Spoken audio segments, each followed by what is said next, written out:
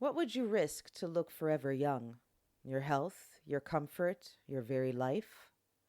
For England's most famous queen, Elizabeth I, the answer was everything. In her pursuit of eternal youth, she quite literally poisoned herself. Her iconic pale face, ruby lips, and fiery hair weren't just a beauty statement, they were a mask. A mask that hid illness, age, and vulnerability. A mask that became both her greatest weapon and her greatest curse. Today, we're peeling back the layers, quite literally, of Elizabeth I's deadly beauty secrets. Let's get into it. Elizabeth ruled England for 45 years, and throughout that time she carefully cultivated the image of the Virgin Queen. Her portraits projected eternal youth, alabaster skin, smooth features, and burning red hair. But behind the paint, reality was far less flattering.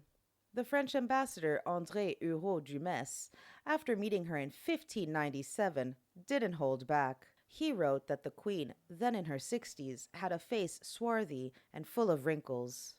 Another diplomat, the Venetian Paolo Giovio, described her visage as a mask painted over to hide her infirmities. And that mask wasn't metaphorical, it was makeup. Thick, heavy, toxic makeup. Let's talk about the most infamous part of Elizabeth's routine, her foundation. Elizabeth's signature whiteness came from Venetian ceruse, a deadly mixture of white lead and vinegar. This paste created the chalky, ghostly complexion we see in portraits, but it also slowly destroyed her skin. Lead penetrated the skin, caused sores, hair loss, and permanent damage. Historian Anna Real Bertollet writes in The Face of Queenship that Elizabeth's white visage became both a symbol of purity and a literal mask concealing the ravages of time and disease. Ironically, the more her skin broke down, the more ceruse she needed to cover it, creating a vicious cycle. And it didn't stop there.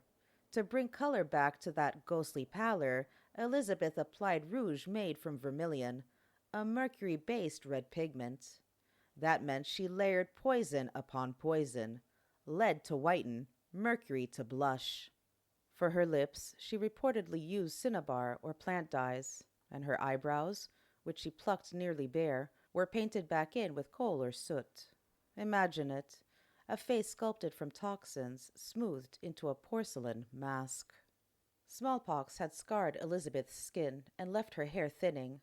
To maintain her image, she turned to wigs, hundreds of them, in her natural Tudor red. Foreign visitors commented on her elaborate hairstyles, often towering and curled, adorned with pearls and jewels. The Spanish ambassador noted her false hair in 1602, writing somewhat snidely that the queen is very fond of dress and array, and delights to adorn herself with all the riches she can gather. Translation: even in her late 60s, she was clinging to glamour.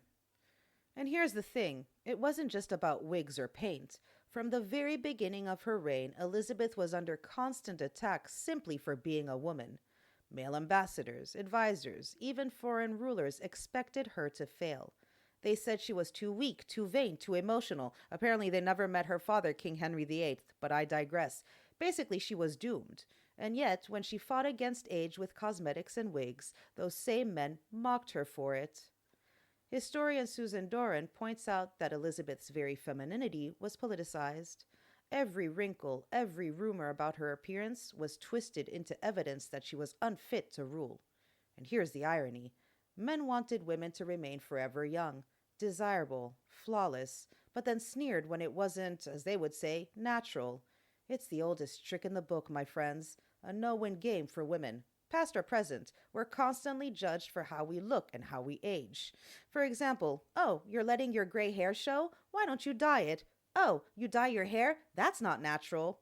How about this? Some men need to sit down and shut the fuck up. Settle down, sausage. Nobody gives a fuck about your opinion. Now back to the episode. Let's talk skincare. Removing that thick lead paint wasn't as simple as splashing some water. Recipes from Elizabethan beauty manuals suggest mixtures of egg whites, powdered eggshells, and alum, all abrasives that would have scraped her damaged skin raw. Some sources even mention mercury-based washes meant to cleanse the face. In other words, if the lead didn't poison you, the mercury rinse surely would. And yet, Elizabeth persisted. Why? Because this mask wasn't just about vanity, it was politics. Elizabeth understood the stakes. As a woman ruling alone in a man's world, her body was part of her authority. Historian Anne Whitlock reminds us that Elizabeth fashioned her body into a political statement. Her virginity, her painted mask, her carefully staged youth were all part of the monarchy itself. By projecting an unchanging, ageless face, Elizabeth projected stability for England. She became timeless, almost divine. But in private, the illusion faltered. Courtiers whispered about her vanity, and foreign ambassadors reported their shock when they saw her up close. Sir Francis Bacon, reflecting after her death, famously said she was an actress in her own kingdom, her face a stage upon which power was performed.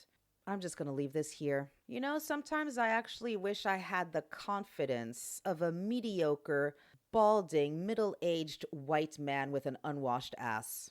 And I'm not specifically talking about Sir Francis Bacon. I'm just speaking generally at this point. By the time of her death in 1603, Elizabeth was said to refuse mirrors altogether. She could not bear to see what the mask concealed.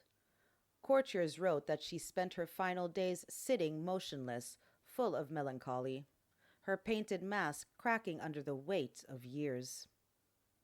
And so the Virgin Queen left this world as she had lived, behind a mask, her beauty both her greatest armor and her deadliest poison. Elizabeth I turned her face into a canvas, a mask, and a weapon. In doing so, she reshaped beauty, power, and politics for generations. But the cost was devastating. Her story is a chilling reminder that beauty standards, then and now, are never just skin deep. They can be toxic, political, and even fatal. So next time you look in the mirror and wonder about the lengths people go for beauty, remember Elizabeth, England's greatest queen, whose beauty routine was a masterpiece of illusion and a slow poison. And that's a wrap on today's episode. If you enjoyed this, make sure to rate and review Beauty Unlocked. You can also support us by subscribing to our YouTube channel. The link is in the show notes. Until next time, my love buckets, remember to stay curious, stay hydrated, keep wearing that SPF, and you'll hear from me again next week. Bye! Make it clap, clap, clap, clap. Make it clap, clap, clap. Make it clap, clap, clap. Make it clap, clap. Make it clap.